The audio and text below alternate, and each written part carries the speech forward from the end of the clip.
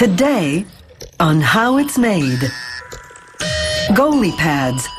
The puck stops here.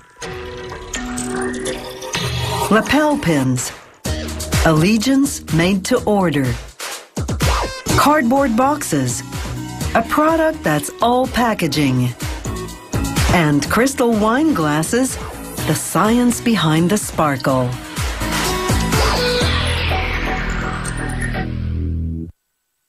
In 1896, George Merritt of the Winnipeg Victorias was the first ever hockey goaltender to wear pads to protect his legs during the Stanley Cup playoffs.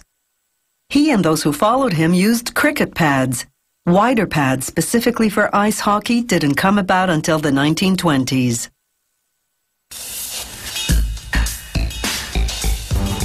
This company spends $40,000 a year on research and development of goalie pads. It redesigns its pads every 2 years to upgrade to the latest materials and construction. Each goalie pad has 100 components. The factory uses hundreds of metal dies to cut parts to make pads in 15 sizes. Workers position the appropriate dies on the material. A hydraulic machine applies roughly the weight of 4 elephants, forcing the dies through up to 4 layers at once. Here, it's a synthetic water-repellent material called PU leather. The machine also cuts various types of foam for structure, protection, and comfort. And it creates holes called eyelets for laces or buttons. Here the machine cuts soft, low-density foam, which acts as a shock absorber against the force of the puck. Workers sew the pads using industrial-strength nylon stitching.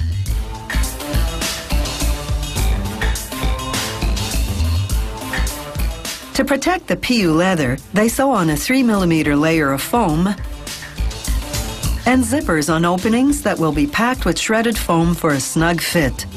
They use a 1.2 centimeter thick layer of spongy foam to line the player's knee and calf areas for flexibility and comfort.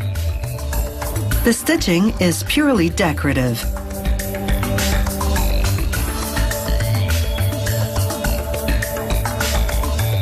The factory often embroiders the player's name on the goalie pads to identify the gear if it's lost.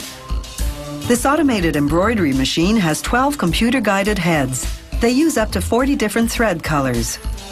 Every year, this factory produces up to 3,500 pairs of goalie pads. The players wear an array of corporate logos on their pads. It's all part of the commercial nature of the game and the industry.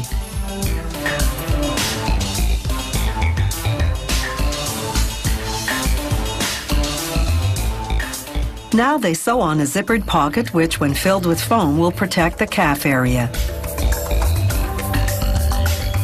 They use water-resistant fabric to cover the back of the player's leg and line the area with low-density foam to absorb the puck's impact.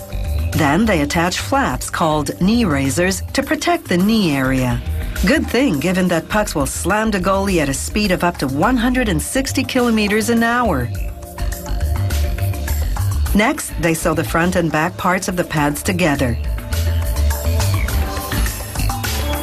Then they hot glue a sandwich of harder foam for structural support, soft foam for shock absorbency, and an even softer foam for comfort. This padding forms the guts of the pad.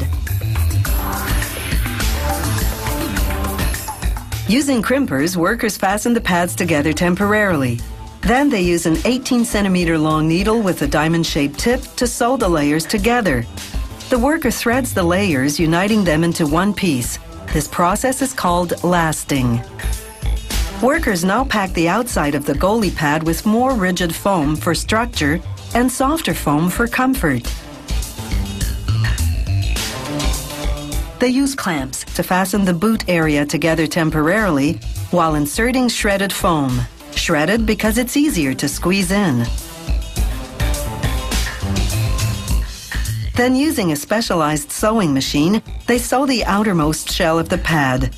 This is considered the toughest part of the assembly, since it joins layers as thick as 2.5 centimeters. They use pliers to hold the pieces tightly together during the 45 minutes or so that it takes to sew just one pad.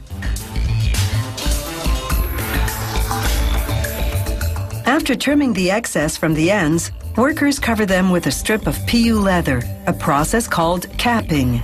They attached a strip using 13 overlapping stitches, a durability feature that gives the goalie pads long life. Next, they insert a removable knee guard, which can be adjusted or replaced later on. Using a rivet machine, they attach a leather strap to an adjustable nylon buckle. It's an important component. This is what fastens the pads to the leg. And at a price of nearly $1,600 a pair, you too can shut out those speeding pucks with confidence.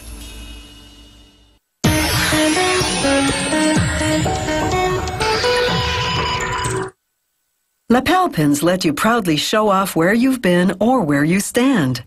From an event you've attended or your political beliefs to your professional affiliation or your favorite sports team. Lapel pins cost pennies to produce, but some are collector's items worth thousands of dollars.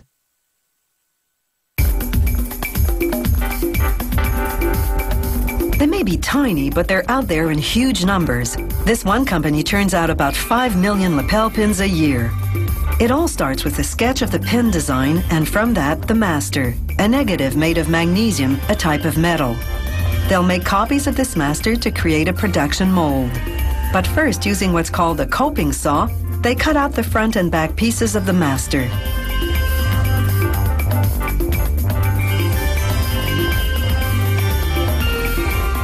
Using a dispenser about the size of a sewing needle, they glue the pieces together with epoxy.